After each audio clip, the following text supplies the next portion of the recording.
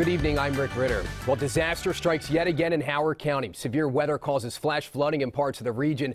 The worst is in Ellicott City, where the Howard County government says flooding there is on the same scale as the storm of July 2016.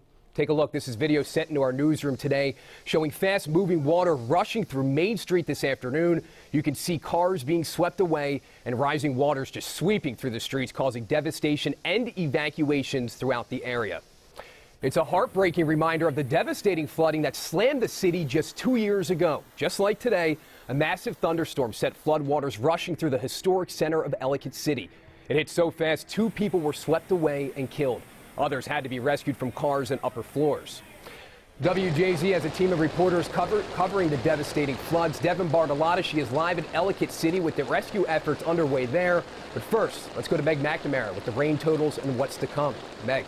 Hi, Rick. So most of Maryland obviously getting a good soaking at this point, but it is Howard County that has been under the gun. And I just want to say the worst is not yet over. So you can see the areas of red, the areas of purple showing the very heavy rain. I will say Ellicott City really covered in purple over the past few hours.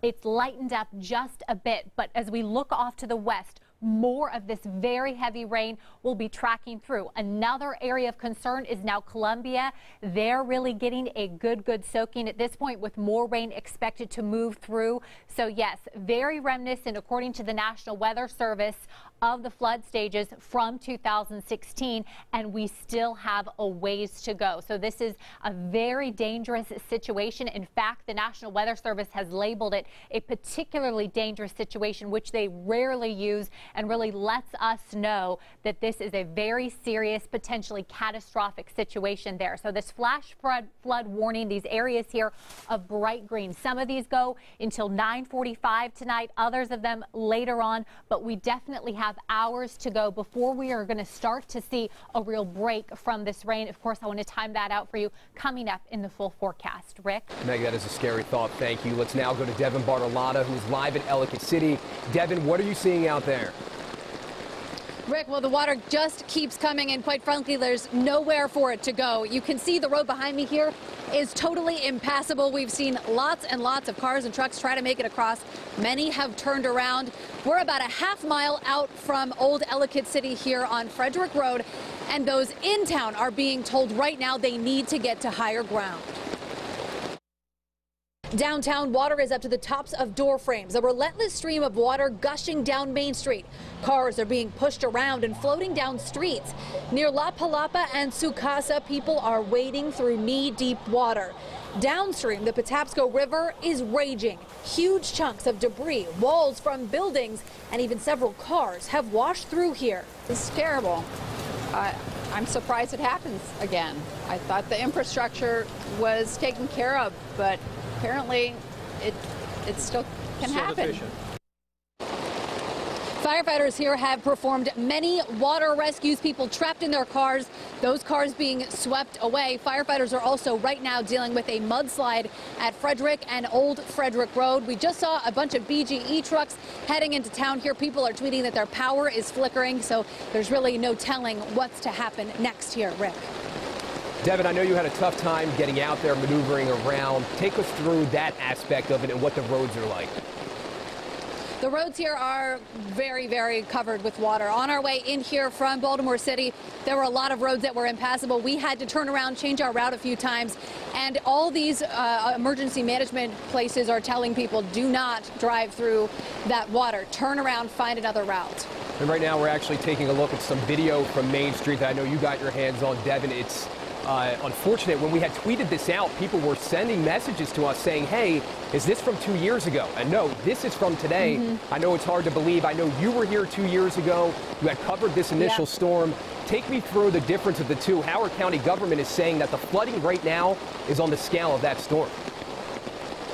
People here are definitely getting deja vu, Rick. We just talked with some people here who live right outside of town, and they said they thought that the infrastructure was now structurally sound and that this could not happen again.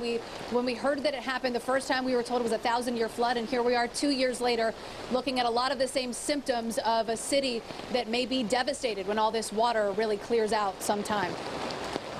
Breaking. I had a chance to speak with a couple of business owners before we came on here tonight who told me, Rick, I cannot believe that this is happening again. And it seems like that's the reaction that you're getting out there. You had mentioned deja vu is a good way to sum it up. Really just heartbreaking to say the least. Can you tell us anything on the water rescues? I know Fire and EMS, they had tweeted some stuff out saying they're trying to get to people right now. Can you shed any more light on that? The water rescues are, I think a lot of this is checking to see if people are still in their homes or still in cars that have been washed away. The people who are here that we're kind of staying with here tonight are telling us that they saw at least 2 cars being washed down the Patapsco River earlier. There were firefighters here to check on those cars to make sure that there was no one in them because the headlights were on.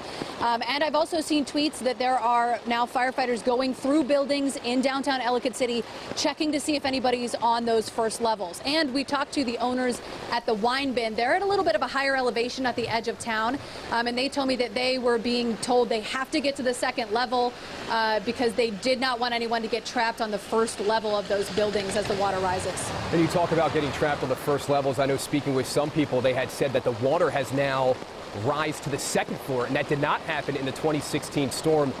Devin, take us through exactly where you are one more time. I know you can only get so close to Main Street, of course. I mean, that's similar to what happened with the last storm. Take us through where you are and just how close you are to the center of all this.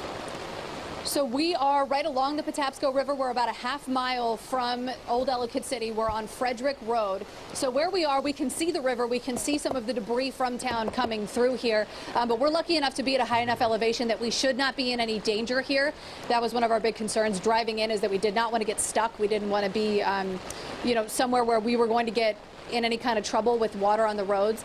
But as many of us know here, Ellicott City is a city of many different hills and valleys, and water tends to get stuck. So if you're at some of those lower elevations, like we saw in the last storm, some of those buildings end up getting damaged much worse than others at higher elevations. Devin, I know you had mentioned you spoke with a lot of people out there. I see somebody walking behind you right now. I see a mailbox. Again, take us through what these residents are telling you, what they're seeing. I know earlier you had mentioned some had witnessed cars being swept away. Other people had seen walls actually fall down.